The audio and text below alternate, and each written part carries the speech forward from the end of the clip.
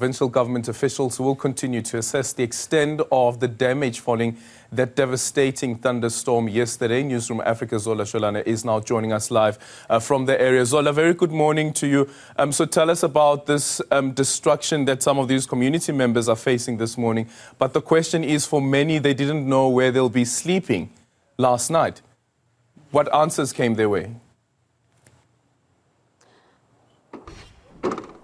Well, yes, indeed, Aldrin. It's just over 24 hours since these residents experienced what we saw on videos that were circulating on social media and what is believed to be a severe thunderstorm, according to the South African Weather Service.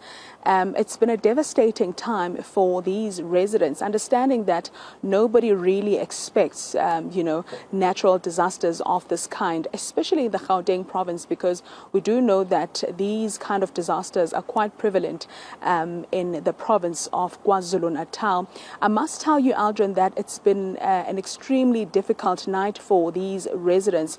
Some of them are still, picking up the pieces at this point. I'm going to ask my colleague to show you some of the residents just up there, the block that was affected yesterday. Some of them are still, packing their belongings at this point. We are told that most of them are damaged at this point, and they really do not know what's going to happen. But yesterday, they had the Premier of Gauteng, Banyazali Sufi, the Mayor of the West Rand District, including the Councillor, who had a one-on-one session, in fact, a Q&A session with the residents, trying to find out how can they assist them at this particular point.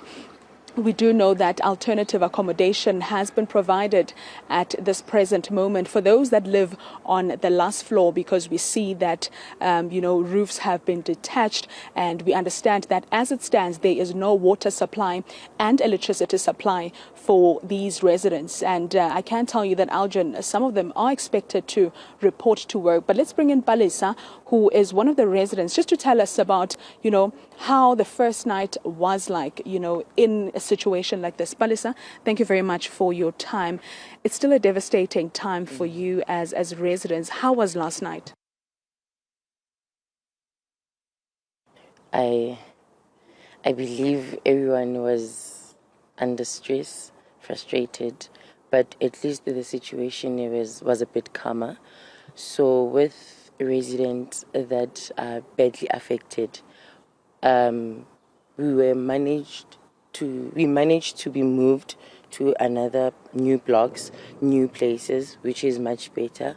The only trouble right now, it's the electricity sort out, the water sort out. But I wouldn't say we're still okay. It's going to take some time, but we hope to be fine. The only problem that we are facing is the damaged goods. Mm-hmm. Mm-hmm. I mean, take us through yesterday when you received a call from a friend of yours who also lives here, telling you that, there's actually severe thunderstorms that have hit this particular apartments. How did you feel?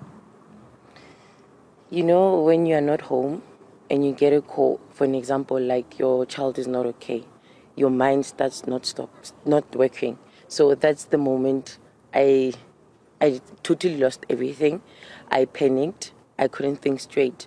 It gave me that thought of, what about my place? If you are not okay, your voice is not okay, it seems like you're crying over the phone, what about me? What's the worst that I could get there? Yeah, so it wasn't actually a good news at that moment. I mean, what most people are worried about, especially those that live on the top floor, is their belongings. Mm-hmm. We saw that the rain was quite heavy and most of them have lost their belongings. What has the property developer said, the mayor that was here yesterday, the premier and the councillor, in terms of assisting those that don't have belongings at this point? With belongings, I'm not yet sure, but with food-based, it was provided for yesterday, not knowing today how we're going to be managing it. And as for other things, we also sent our plea to our landlord in regards of certain things, like inside home belongings, car repairs, all those things that we've lost. So we're just going to be waiting for feedback from their side on what what's next from here. Thank you very much for your time, Balisa. That's how the situation is like currently in Randfontein.